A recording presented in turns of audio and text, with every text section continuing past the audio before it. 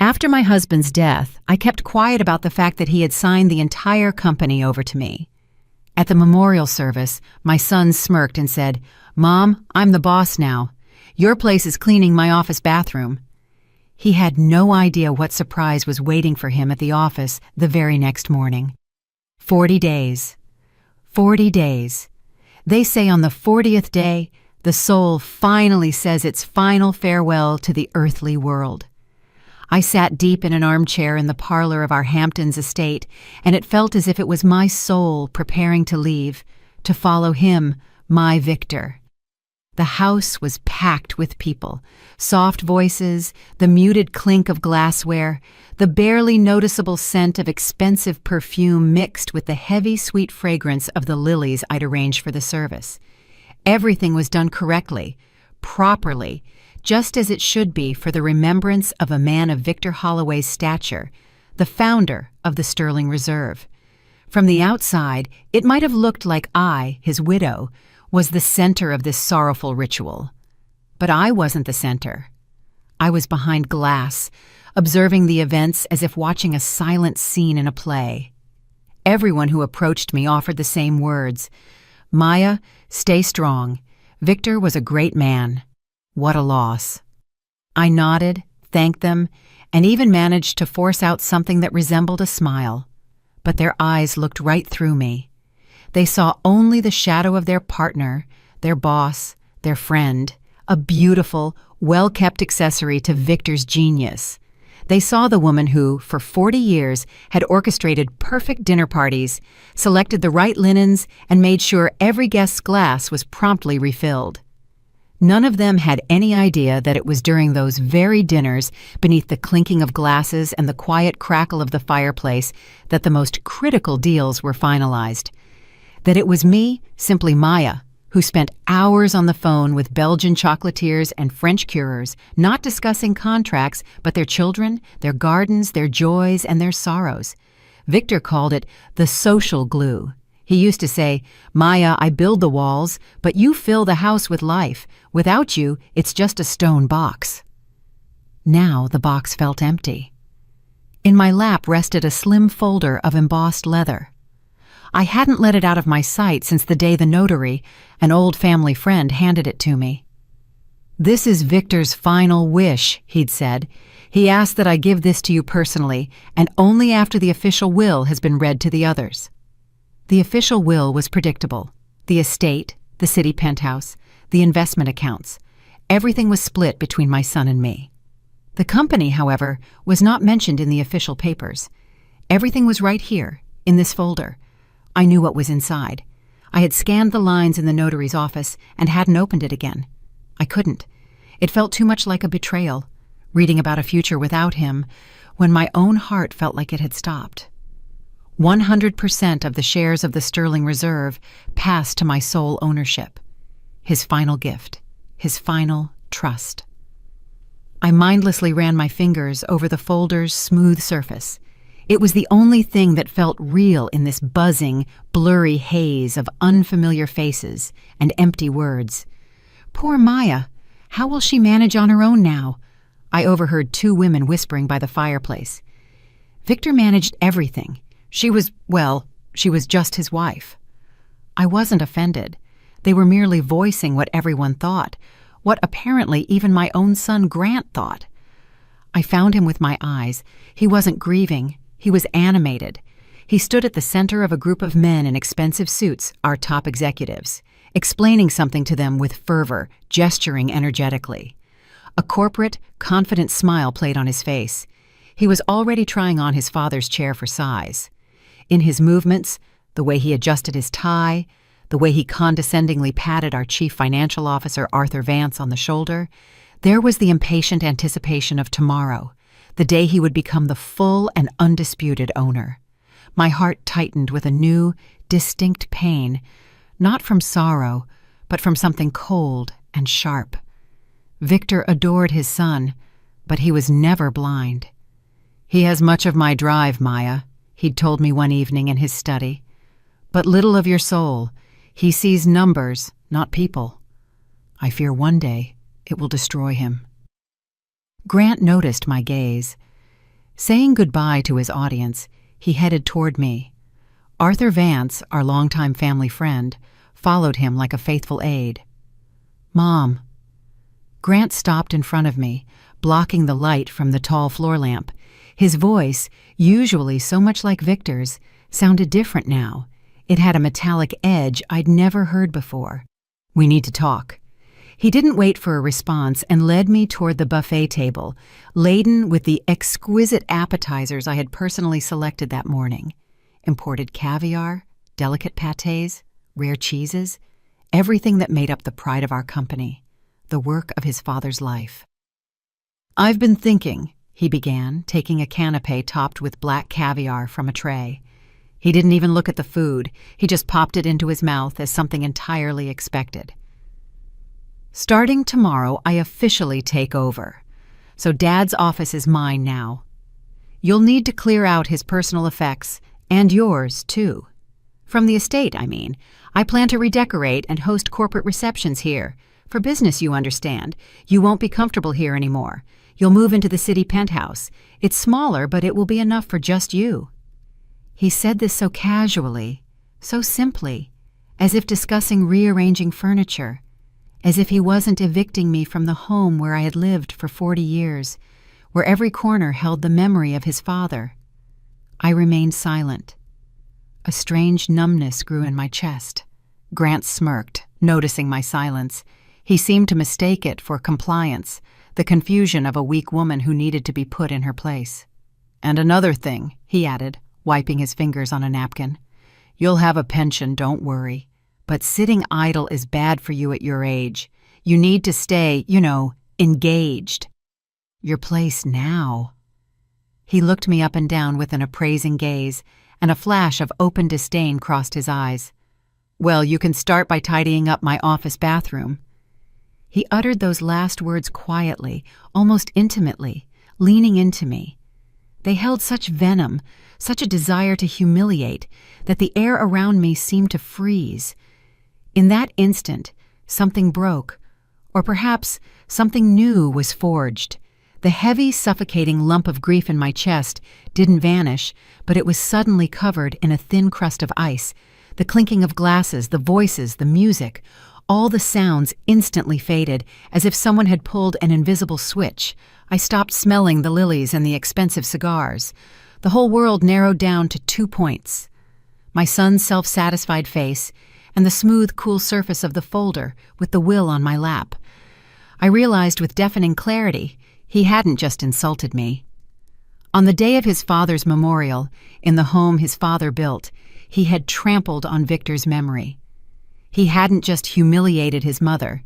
He had humiliated 40 years of life, 40 years of partnership, 40 years of love upon which this entire empire was built. Instead of blood, icy water seemed to flow through my veins. Calm, transparent, carrying not fury, but absolute, ringing clarity. Standing before me was not my son. Standing before me was a stranger, someone who was about to destroy everything that Victor and I held dear. The internal shift was complete. The fight for the inheritance had not yet begun. The fight for honor had. I slowly turned and walked away from the buffet table. I didn't say a word to Grant, nor did I grant him a glance. The icy composure that filled me was stronger than any armor. I walked through the parlor, past the sympathetic faces and sorrowful whispers, ascended the stairs to our master suite, and closed the door behind me. The noise of the service remained somewhere in another life. My life, the one before this day, had ended 40 days ago. The one I'd had just an hour ago ended with my son's last word. I waited until the last car had pulled away from the house and everything downstairs had fallen silent. Only then did I leave the suite and descend to the first floor. The house smelled of stale candle wax, lilies, and betrayal. Without turning on the lights, I walked down the hall to Victor's study. This was the heart of the home, the core of his life. Heavy oak paneling, bookshelves reaching the ceiling, the massive desk where his half-empty cup of tea still sat. I sank into his oversized leather armchair. It still held his warmth, his scent, the faint aroma of sandalwood and fine tobacco. How many nights had I sat just like this, in the chair opposite, listening as he shared his plans, his fears, his dreams. The Sterling Reserve was more than just a business. It was our mutual child, born out of a love for quality, out of respect for tradition. "Your place is cleaning my office bathroom." The phrase echoed in the hollow silence of the study. It didn't provoke tears. The tears had dried up. It only provoked a cold, detached curiosity. How could a man who grew up in this house, who saw his father build his reputation piece by piece, stoop so low? How could he so devalue everything that defined our family? He sees the company as a machine, a collection of assets, warehouses, and logistics chains. He thinks it's enough to sit in his father's chair, hang his own portrait on the wall, and the mechanism will continue to work, spitting out money. He doesn't understand that Victor didn't build a mechanism. He built a family that extended far beyond this house. It lived in Brussels, on Celanese plantations, in small fishing villages on the coast of France. Its members were people whose families had spent centuries making the best chocolate, tea, and caviar in the world. People for whom the word honor was not an empty sound, but the foundation of their life's work. This is why my first thought wasn't about lawyers. Showing Grant the folder with the will would have been too easy. It would have been his language, the language of documents, power, and formalities. It wouldn't have changed anything in his soul. He would have simply hated me even more, but he still wouldn't have understood his fundamental mistake. No, I had to speak to him in his father's language, the language he, unfortunately, had never learned. I reached out to the bottom shelf of the desk and pulled out a heavy, thick journal with an embossed leather cover. This was my personal notebook, not for business contacts. For that, we had secretaries and electronic databases. This contained other numbers, personal, home numbers I called to congratulate on the birth of a grandchild, ask about their health, or simply chat about small things. Victor would laugh and call it my spider web. "My dear," he'd say, "you've woven your web around half the world, and our partners hold on to us, not through steel contracts, but through your subtle, invisible threads." Now was the time to test the strength of those threads. I opened the book to the letter D. Charlotte Dubois, owner of a small but legendary chocolate factory in Brussels. We met nearly 35 years ago at an exhibition in Paris. Our husbands were discussing supply terms, while Charlotte and I slipped away for coffee and discovered we had far more in common than just our husband's business. Since then, she had become more than a partner. She was a dear friend. I dialed her number. Long, drawn-out rings. On the other end, her slightly raspy, always energetic voice answered. "Hello? Oh, Charlotte, my dear, it's Maya." "May? Goodness, I was just thinking about you all day. How are you, my sweet? How is the service?" Her voice was full of genuine warmth and sympathy. I closed my eyes for a moment, allowing that warmth to touch my frozen heart. It went as it should. There were many people. Everyone remembered Victor. I tried to keep my voice steady. He was a great man, May. A true original. They don't make them like that anymore. I lit a candle for him at the cathedral. "Thank you, Charlotte. I'm calling you, actually, for this reason." I paused, choosing my words. "I just wanted to let you know, we have some changes coming. Grant is taking the reins." A short silence followed on the other end. Charlotte was too smart not to catch the hidden meaning in my words. "I understand," she finally said, her voice turning serious. "Grant is a good boy, but he's different. He's a child of the new century." "Exactly," I confirmed quietly. "He's a child of the new century. So I'm just calling my old friends, just to check in, to thank them for the years of friendship." "I hear you, May," Charlotte said firmly. "You can always count on me. Whatever happens, call me if you need anything, anytime." "Thank you, dear. That's all I needed to hear." We said our goodbyes. I hung up and sat motionless for a few minutes. The first thread held fast. It was stronger than steel. I turned the page. Sri Lanka. Mr. Sundaram, owner of the tea plantations that supplied us with the exclusive blend found only in our stores. His father had worked with Victor's father. I remembered Mr. Sundaram flying in for our 25th wedding anniversary and bringing a potted tea sapling as a gift. It still grew in our conservatory. I called him. He was, as always, exquisitely polite and respectful. I asked about his family, the new harvest, and then, as cautiously as I had with Charlotte, I mentioned the new leadership. He was silent for a long moment, then spoke with a gentle accent. "Madam Maya, our family has worked with your family for 2 generations. To us, the sterling reserve is Mr. Victor and you. Everything else is just words on paper. We remember kindness." The third call was to France, to Monsieur Laurent, whose small family-owned business supplied us with the finest island caviar in the world. He was an artist, a poet of his craft. He spoke about caviar the way others speak about music. Victor valued that obsession with quality in him. The conversation was brief. I said that changes were coming, and that for the new generation of businessmen, old friendships might no longer be valued. He replied simply, "Madam Holloway, there are things that are not for sale. Reputation is one of them. My reputation is tied to yours. I will not forget this." Hanging up after the third conversation, I felt the ice in my chest begin to melt, giving way to something new. It wasn't hope. It was certainty. My spider web was intact. For 40 years, I had woven it with threads of friendship, respect, and human warmth. And now, that spider web was transforming into a net that would very soon ensnare the one who fancied himself the hunter. I closed the notebook. The study was still dark and quiet, but now the silence wasn't oppressive. It was filled with power.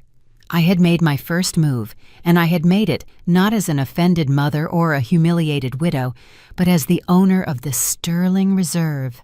My son didn't know it yet, but the war for the soul of his father's company had already begun, and I wasn't about to lose it. The coup. I sat in the study until dawn. When the first gray rays touched the spines of the books, I got up and quietly went to my room. I didn't go to sleep. I just waited for the sound of footsteps on the stairs, the sound of the front door closing. That was the sound of the beginning of his new day, the day of his triumph. I didn't see it with my own eyes, but I know my son. I know Arthur. I can imagine every detail of his first day at the office, the day he thought would be the start of his empire. He surely arrived at 9 o'clock, not a minute later. He walked into the building, steeped in the aromas of Ceylonese tea, Belgian chocolate, and old wood, the scent of a legacy that he likely didn't even notice. To him, it was just the smell of money. His father's secretary, Ms. Davis, a woman who had worked with us since day one, must have met him at the entrance with tears in her eyes. "Mr. Grant Holloway, please accept my condolences." I'm certain he just gave an impatient nod, tossing over his shoulder, "Thanks, Ms. Davis. Get me a black coffee, no sugar, and send Vance in." The first thing he did upon entering his father's study was to take down his portrait, a large, heavy-framed oil painting done about 10 years ago. Victor smiled in it, calmly, wisely, with a slight twinkle in his eye. To me, that portrait was more than just an image. It was the soul of the office, its conscience. Grant, without batting an eye, moved it, propping it face to the wall in a corner like useless junk. In its place, he hung his own glossy photograph in a thin metal frame, young, arrogant, with a predatory smile and a gaze fixed somewhere above people's heads, the look of a man who saw the world as an Excel spreadsheet. Then Arthur Vance, our CFO and family friend, a man Victor had once mentored, helped, and brought into the business, entered the study. Arthur was always the epitome of obsequiousness. He hunched slightly, spoke in an ingratiating voice, and looked up at everyone, creating an impression of humility and loyalty. But I knew that behind that mask hid a cold, calculating mind. "Grant, Mr. Holloway." Arthur surely stopped at the threshold, feigning reverence. "Congratulations. You are in your rightful place. Victor would be proud." "Spare me, Arthur. I can practically hear my son's impatient, businesslike tone. Dad was a genius, but his methods are outdated. Sentimentality, personal relationships, that's not how business is done in the 21st century. It's time to clean house, time to optimize. He sat in his father's chair. It must have been too large for him, but he didn't notice. He surveyed the office with an owner's gaze and rubbed his hands together. All right, the first order of the new management. He paused dramatically. We need to cut costs immediately. I've looked at the reports. Our suppliers are sitting on a gold mine. For decades, they've dictated their prices, hiding behind fairy tales of exclusivity and handmade quality. Enough. Absolutely, Grant. Arthur Shirley chimed in immediately. I completely agree. Procurement costs are our single largest expense. But Grant, you know those old-timers? They're very touchy. Victor spent years building those friendships. Grant laughed, a cold, unpleasant laugh. He bought that friendship with our money. And the truth is, my mother handled all that. All her tea parties, phone calls, little Christmas gifts. How many lost man-hours? How much wasted cash? What inefficiency? I imagined him leaning back in the chair, and the same disdain I heard yesterday at the buffet table was in his voice. She's just a sentimental old woman, Arthur. And she surrounded herself with the same dinosaurs. She thinks her friendship will pay our bills. But you and I know that the world is ruled not by smiles, but by money, hard, cold cash. So, what do you propose? In Arthur's voice, I'm sure there was the genuine interest of a predator sniffing blood. It's simple. You'll prepare a standard email right now for all key suppliers. Charlotte in Brussels, the tea merchant in Sri Lanka, the French with their caviar, short and to the point. Due to a change in leadership and new company commercial policy, we demand a 20% reduction in purchasing prices across the entire assortment. New terms are effective immediately. That's it. No courtesies, no dear partners. This is business. They either accept our terms or we'll find others. No one is indispensable. Arthur must have frozen for a moment. Even for him, this was too radical. Grant, it's risky. They might take offense. These aren't corporations. They're family businesses. They are businessmen, Grant cut him off, and they know how to count money. They'll complain for show. They'll whine about a tough life, but when the prospect of losing their largest client looms over them, they'll become agreeable. Trust me, the old guard is gone. A new era, an era of efficiency has begun. I can imagine Arthur looking at the new portrait on the wall, then at Grant's confident face and a slow, understanding smile blossoming on his lips. He saw strength, or rather, what he mistook for strength. You're right, he said, and his voice became smooth and unctuous again. Absolutely right. It's time to shake up this sleepy kingdom. I'll prepare the draft email immediately. Perfect. Grant must have nodded with satisfaction. Send it out today. Enough sitting around while my mother plays solitaire at the estate and mourns the past. We are building the future. He was wrong about only one thing. I wasn't playing solitaire. I was waiting precisely for this, their fatal, arrogant mistake. That day, from our office, from the heart of my husband's company, a flurry of short, soulless emails scattered across the globe. Every word in them was an insult. Every figure was a slap in the face of 40 years of friendship and trust. They hit send, certain they were launching a mechanism of optimization. They had no idea they had launched a mechanism of self-destruction. The crashing tide. I wasn't wrong in my expectations. The replies to my son's ultimatum began to arrive the very next day. Or rather, it was an absolutely devastating, icy silence. No one called, no one wrote back to the rude electronic order. In the world of big corporations where Grant lived, silence meant consent or the start of negotiation. But in our world, the world of Mr. Sonderam, Monsieur Laurent, and Charlotte Dubois, silence was the most terrible verdict. It was a sign of contempt, a sign that you had ceased to exist. I knew that Grant and Arthur at the office interpreted this silence as their victory.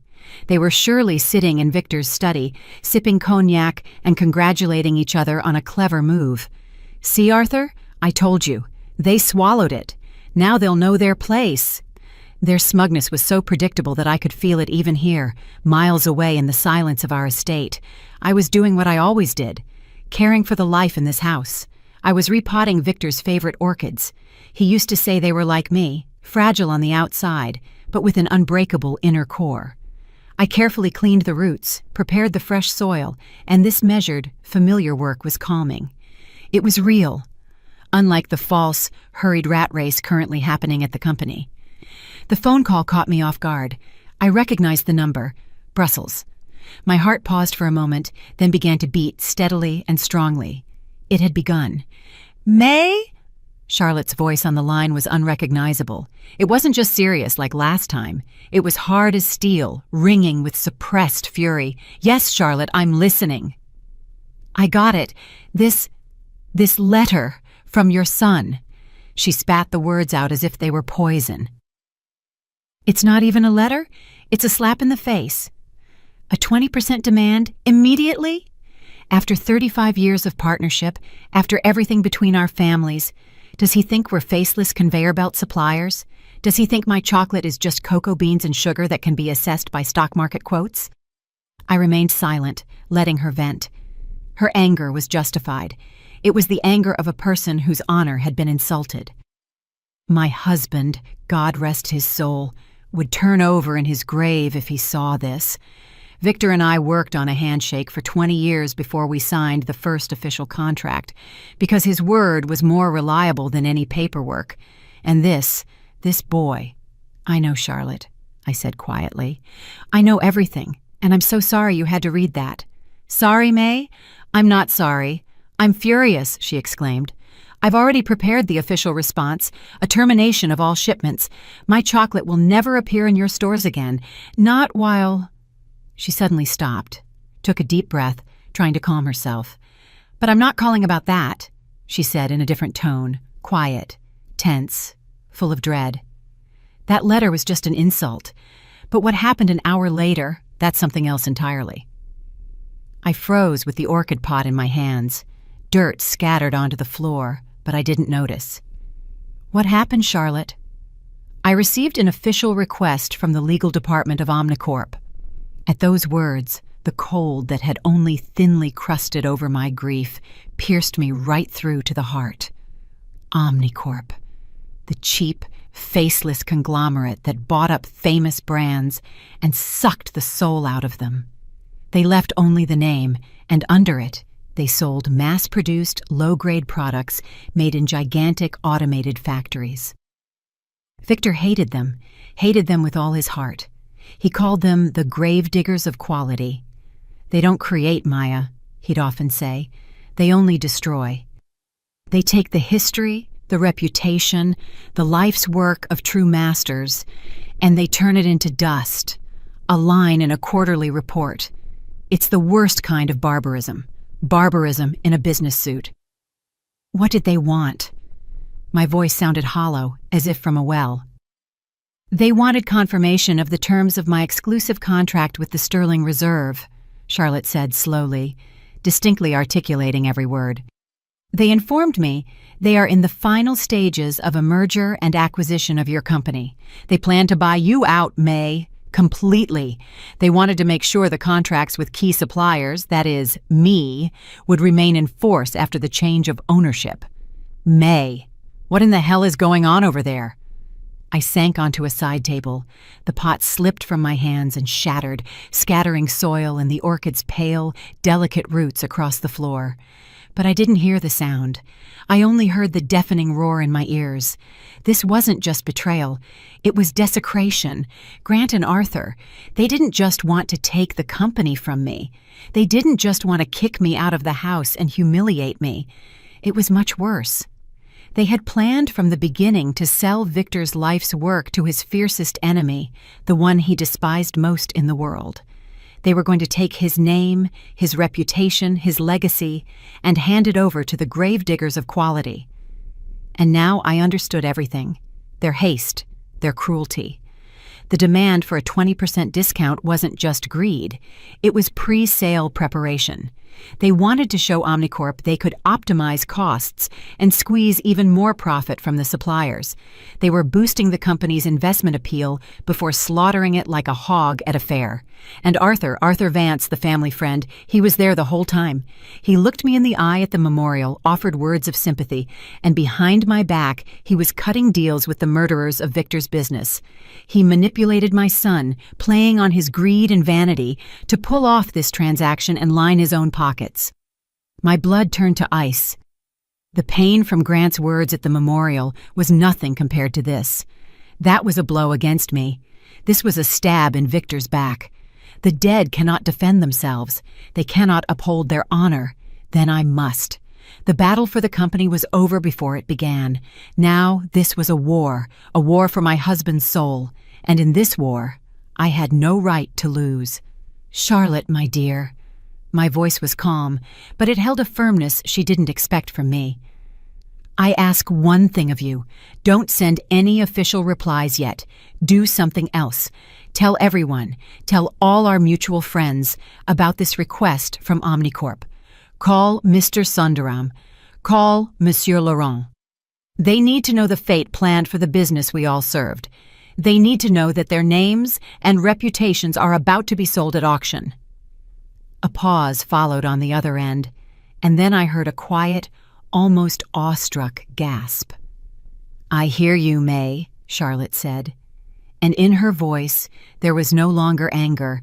There was the cold, calculating fury of an ally. "Consider it done. The gravediggers won't get this feast." After that conversation, I hung up and went out to the garden. The day was clear and cool. I picked up my shears and walked to the rose bushes. This was my ritual, my sanctuary. By trimming the faded blooms and dry branches, I wasn't just tidying the bushes, I was tidying my thoughts. Each snip of the blades echoed in the silence like a metronome, counting down the last hours of the old world. I knew that across the invisible threads of my spiderweb, the news was flying. From Brussels to Sri Lanka, from there to France, to Italy, to Spain. This was not a business message. It was a cry for help, an alarm signal passed from one old friend to another. News of betrayal, that the sterling reserve was in danger, that it was about to be ransacked by barbarians. I knew what the answer would be. The unveiling. Meanwhile, in a sterile glass conference room somewhere in downtown Manhattan, my son was celebrating his victory. I didn't see it, but I can imagine every moment of his triumph. He stood at the head of a long table of dark, polished wood. Before him were 3 people in equally expensive faceless suits, the Omnicorp leadership. They had the same watches, the same tight smiles, and the same dead eyes. The eyes of people for whom the world consisted only of numbers, charts, and stock tickers. Grant surely felt he was on top of the world. He was proud. He was showing them a presentation on the massive screen, slides flipped by, logistics optimization, profit growth potential, brand synergies. He rattled off these empty, foreign words, not understanding that behind every percentage on his charts stood people's lives, generations of masters, centuries of tradition. He was selling them something he hadn't created, and he wasn't even attempting to understand the value of what he sold. "And as you can see, gentlemen," he proclaimed, pointing a laser pointer at a chart, "after the work we conducted with our suppliers, we project a 20% reduction in procurement costs as early as this quarter. This frees up our capital and makes the sterling reserve an even more attractive asset." He surely paused, expecting applause. The Omnicorp people didn't applaud. They only nodded almost imperceptibly. To them, this was routine. At that moment, his phone, lying on the table, vibrated. The screen showed Sam Jones, warehouse manager. Grant frowned. What an inappropriate interruption during his moment of glory. He dismissed the call with a swipe of his finger, without even looking. "Thus," he continued, restoring his self-satisfied smile, "we are handing you over not just a company.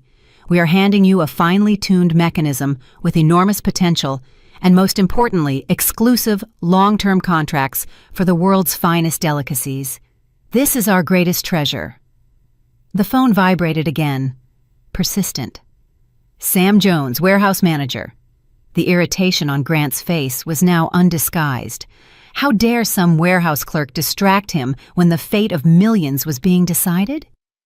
He dismissed the call again and pointedly placed the phone face down. One of the men in suits slightly raised an eyebrow. Grant was already opening his mouth to deliver the concluding, most bombastic part of his speech, but he didn't get to finish. The conference room door burst open. Standing in the doorway was Sam Jones, an older man who had worked with Victor for 30 years. Pale, bewildered, in his work jacket, he looked like an alien in this kingdom of glass and polished wood. "Mr. Holloway," he gasped, ignoring the icy stares of the Omnicorp men. "Sam Jones, are you insane?" Grant hissed, his face red with fury and shame. "I'm in a meeting. Get out of here." "The ships," the old man stammered, not hearing him. "The ships. They turned around." A silence fell, so thick and heavy it felt tangible. "What?" Grant asked, not believing his ears. "All of them. Every single one." Sam Jones's voice trembled. "The port just called, and a notice came from Brussels, from Ceylon. A refusal of all shipments. All cargo is halted. The ships that were already at sea are turning around." Grant stood and stared at him silently. The color slowly drained from his face, leaving behind a deathly pallor. The confident smile slipped away, revealing the confusion of a small boy.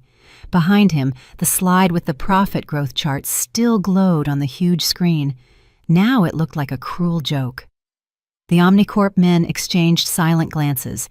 There was no sympathy or surprise in their eyes, only cold, sober calculation. One of them slowly, almost lazily, closed his laptop. The click sounded like a gunshot in the dead silence. "It seems," he said, in a level, indifferent voice, addressing his colleagues, not Grant, "that the subject of negotiations has been exhausted." Their deal was built on one single foundation: the exclusive supplier contracts they couldn't get on their own, without Belgian chocolate, without French caviar, without Ceylonese tea. The Sterling Reserve was just an empty building with a beautiful name, and now that building had collapsed. My son's humiliation was complete, and worst of all for him, public. He stood amid the ruins of his triumph, before the people to whom he had just sold greatness, but in the end had demonstrated only his own. The surprise had begun. The verdict. I didn't hear them leave. I didn't see my son, pale and crushed, standing alone in the conference room that should have been his moment of victory. But I knew what would follow: anger, confusion, and then the search for someone to blame. And in their distorted worldview, anyone could be blamed but themselves. I waited for them in the garden. I wasn't hiding.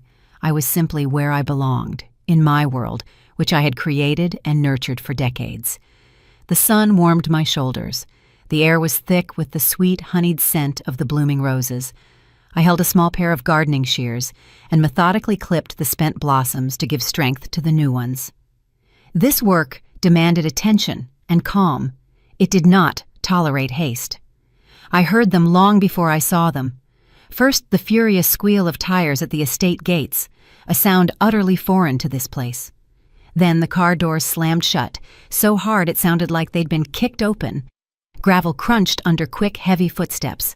They didn't enter the house, they burst into it. "Mom!" Grant's shout echoed through the first floor and spilled out onto the terrace. "Where are you?" I didn't answer. I carefully cut a deep burgundy, almost black rose, a black baccarat, and placed it in my woven basket. A moment later, they appeared on the path leading to the rose garden. They looked like two cornered animals. Grant was disheveled, his jacket unbuttoned, his tie pulled to the side. His face was distorted by a grimace of fury and despair. Arthur followed him, trying to maintain some composure, but his darting eyes and deathly pallor betrayed his panic. They stopped a few feet from me, breathing heavily. Their aggressive energy invaded the harmony of my garden like a dissonant chord. "Mom, what did you do?" Grant shouted again, unable to control himself. His voice cracked. What did you tell them?" I slowly straightened up, turned to him, and looked him straight in the eye. My gaze was calm. I felt neither fear nor anger, only cold, heavy pity. "What are you talking about, Grant?" "Don't pretend! The suppliers, they all canceled, every single one. Contracts are torn up, shipments are stopped. You called them. You ruined everything." He waved his arms as if trying to shake the answers out of the air. Arthur put a hand on his shoulder, trying to calm him, but more likely seeking support. "Ms. Holloway," Arthur began in his ingratiating voice, which now contained a steel tremor. "We are in a very serious situation. The company is paralyzed. Mr. Holloway spoke hastily, but essentially he is right. We know you talked to our partners. We ask you, no, we demand that you call them immediately and smooth over this misunderstanding. You have to fix this. You have to." His words carried an order, a humiliated lackey suddenly fancying himself a lord. I shifted my gaze from my son's rage-filled face to the tense face of the family friend, and then I turned back to the rosebush, and with one precise, careful movement, clipped another faded flower. The snip of the shears sounded deafeningly loud in the silence that followed. "I didn't call them to cancel anything, Grant," I said quietly, but my voice carried throughout the garden. "I called them as a friend to say goodbye." Grant froze, looking at me confused. "Say goodbye? What are you talking about? What friendship? This is business. You don't understand any of this. You messed everything up with your senioritis." "It is you who didn't understand, son," I replied just as calmly. I placed the shears in the basket and looked at both of them. Neither of you understood. You thought your father's company was walls, warehouses, and numbers in reports. But it is people. It is the trust he built for 40 years, trust that you destroyed in 2 days. I didn't tell them to cancel shipments. I simply let them know that the old world of the Sterling Reserve no longer existed, and they chose not to deal with the new one. "That's a lie!" Grant screamed. "They would never do that over some sentimental nonsense. You talked them into something. You slandered me." I took a deep breath, inhaling the scent of the roses, the scent of the world I was about to protect. "I only told them the truth," I said, looking straight into the eyes of my son and then Arthur. "I told them that you disrespect them, that you insulted them with your ultimatum. And I also—" I paused, letting the words gain weight. "I told them that you were trying to sell them along with me, along with your father's legacy, to Omnicorp." The air froze. A bee buzzing near the bush suddenly stopped. Even the wind seemed to cease breathing. They froze like two statues. Grant's face slowly lost its expression of fury, giving way to complete, absolute confusion, which instantly morphed into terror. He looked at me as if I had spoken a dead language and uttered a terrible curse. But Arthur's face was worse. His mask of compliance and control cracked and crumbled into dust. Beneath it was the face of a cornered predator. His eyes glazed over with shock, his jaw dropped. He understood. He understood everything. Their biggest, most carefully guarded secret was no longer a secret. Their plan, their meticulously calculated scheme, their betrayal. It was all exposed. They stood amid my blooming garden, amid a world built on honor and respect. Their own lie, made manifest, was suffocating them, preventing them from breathing or speaking. Arthur was the first to recover from the shock. Fear is the best catalyst. He saw the abyss opening beneath his feet, and the instinct for self-preservation prompted him to make one last, desperate move. He instantly changed tactics. The panic on his face was replaced by a mask of corporate urgency, and his voice took on false notes of distress and concern. "Ms. Holloway," he exclaimed, taking a step forward and shielding the frozen Grant. "Thank God you're aware. We didn't want to worry you until everything was finalized. You don't understand the full picture." He spoke quickly, hurriedly, as if afraid I would interrupt him. "Yes, we were negotiating with Omnicorp, But it was a necessary step, the only way to save the company. You simply don't know the state Victor left things in. Debts, cash flow gaps, outdated contracts. The company is on the verge of bankruptcy. He was lying blatantly, desperately, looking me right in the eye. He was trying to weave a new reality in which they were not traitors, but saviors. Grant, hearing the familiar words about saving the company, began to snap out of his stupor. He grasped Arthur's lie like a drowning man grasping at a straw. "Yes, Mom, Arthur's right," he chimed in, hysterical hope in his voice. "Dad, he was hiding problems from us.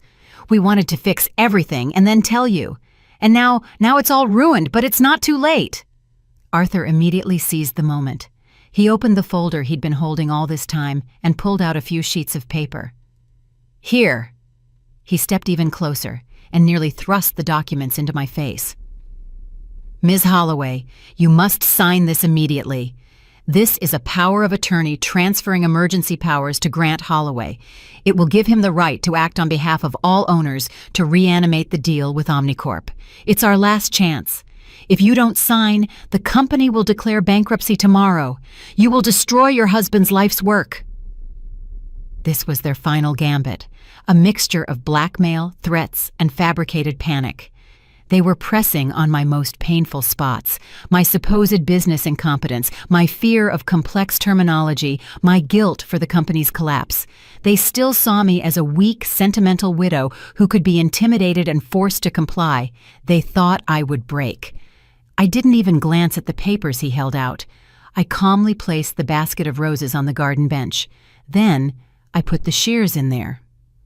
Only then, unhurriedly, did I pull out the other item from the basket, the slim, embossed leather folder I hadn't parted with since the memorial. I held it in my hands, feeling its smooth, cool surface. It was my shield, my sword, my answer to all their lies. "You're talking about these papers, Arthur?" I asked quietly.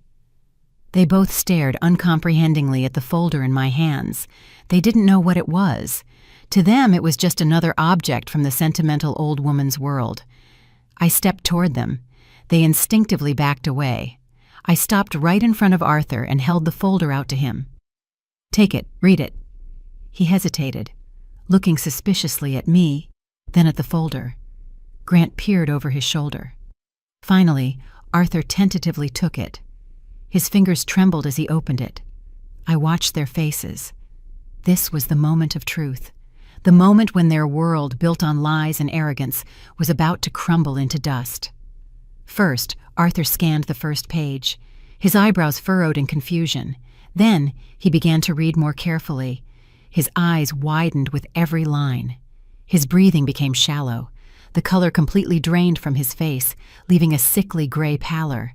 The folder would have slipped from his weakening hands if Grant hadn't caught it. "What is it?"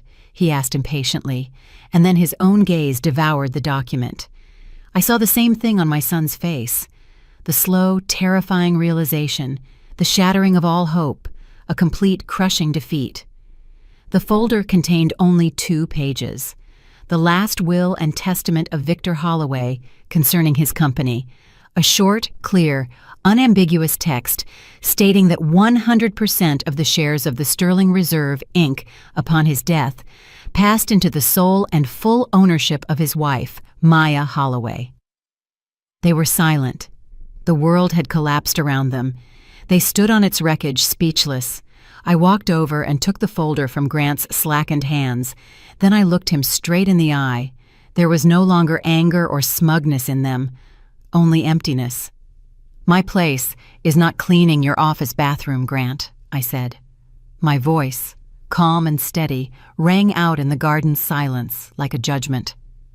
"My place is at the head of the table, the very table where your father made his decisions, the very table where you and this man," I nodded toward the petrified Arthur, "planned to betray his memory." I paused, allowing them to fully grasp the meaning of my words. "You are both fired as of this minute. You have 1 hour to collect your personal belongings from my office. I want you both off my property by evening. Get off my land." I turned and walked back toward the roses, not granting them a farewell glance. I didn't want to see their humiliation.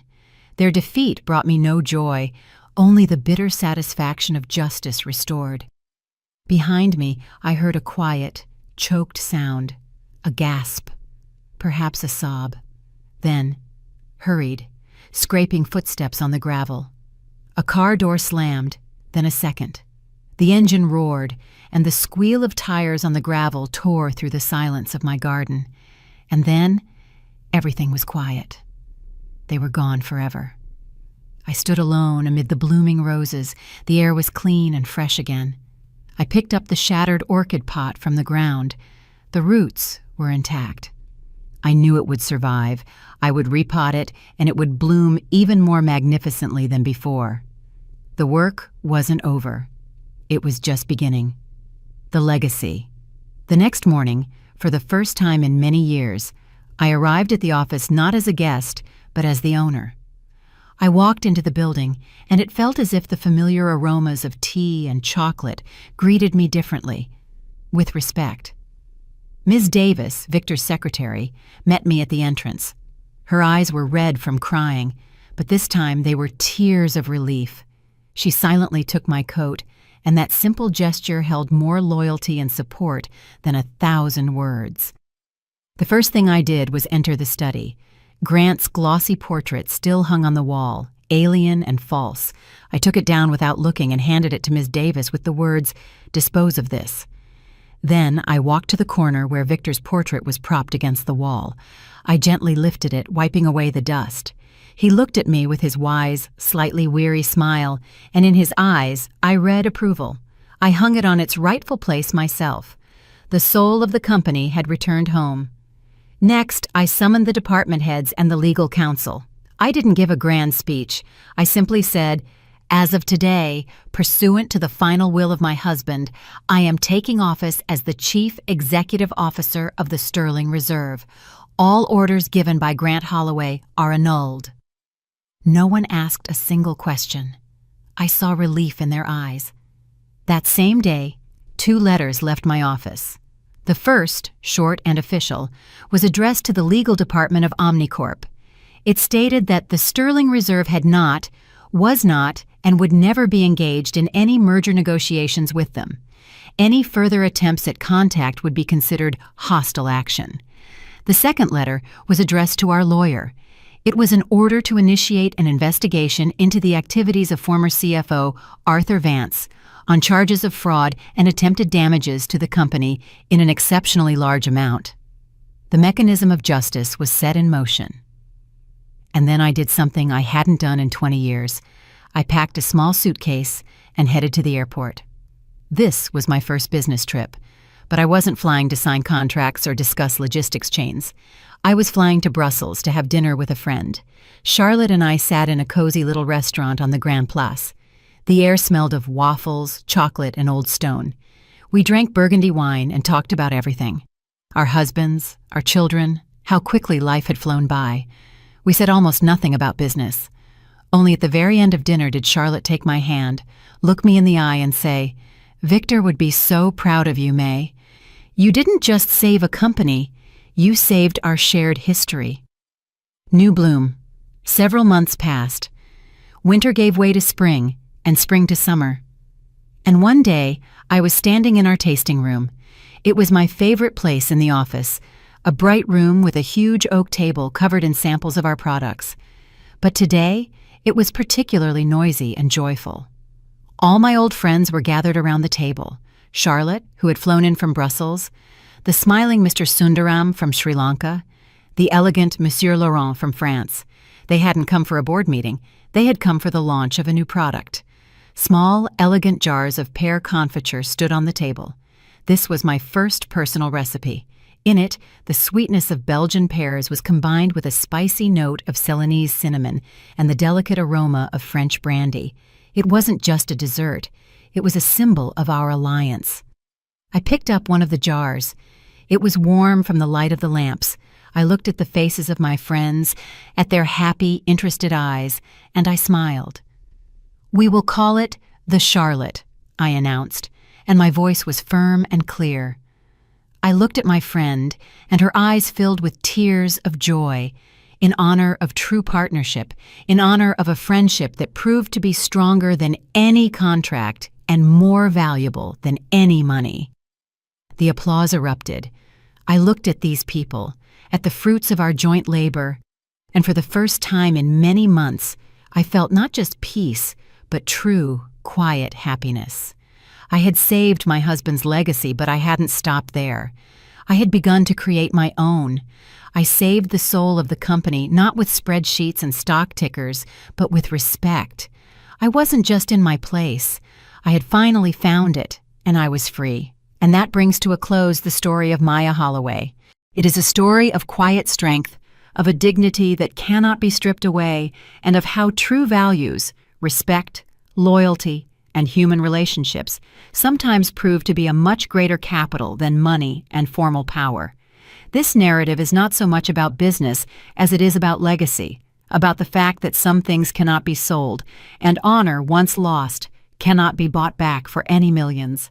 Maya did not just save a company, she saved the soul of the business to which she and her husband had dedicated their entire lives. But let us consider, do the ends always justify the means? The main question this story leaves is, did Maya do the right thing? Undoubtedly, her son and his accomplice deserved punishment for their betrayal and greed. But Grant, her only flesh and blood, her son, was her decision to banish him forever the only correct one? Was there only cold justice in her actions, or was there also the bitterness of deep maternal resentment? How would you have acted in her place? Do you consider her actions just retribution, or perhaps too harsh a decision toward her own child? We would be incredibly interested to know what you think. Share your opinion in the comments below this video. If you have any questions or are curious about any details of this story, be sure to write about them. And of course, if this story touched you, please like and subscribe to our channel. Your support is the best reward for us and an incentive to continue telling you new, equally compelling stories. Thank you for spending this time with us and listening to the end. We wish you all the best. At the end of this video, a window will appear in the center of the screen. Click on it to watch our other most compelling stories.